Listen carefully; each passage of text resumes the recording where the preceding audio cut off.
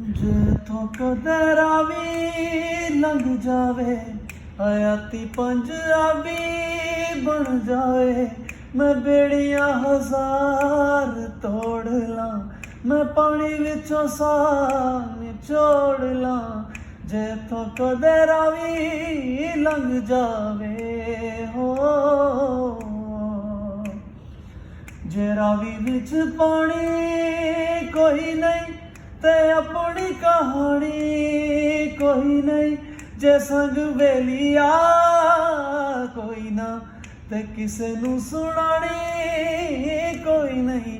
ਅੱਖਾਂ 'ਚ ਦਰਿਆ ਰੋੜ ਕੇ ਮੈਂ ਜ਼ਖਮਾਂ ਦੀ ਥਾਂ ਤੇ ਰੋੜ ਲਾਂ।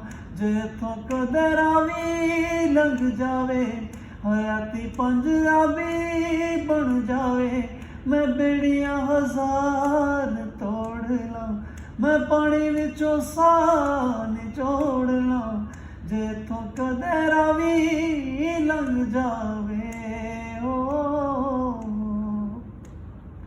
एक ऐसी मजबूरी हो गई कि सजना तो दूरी हो गई, के वेलियां दे नाल लगदी ए जिंद कदों पूरी हो गई।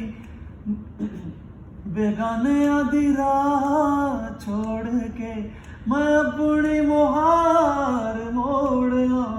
जे तो कदे रावी लंघ जावे, हयाती पंजाबी बन जावे।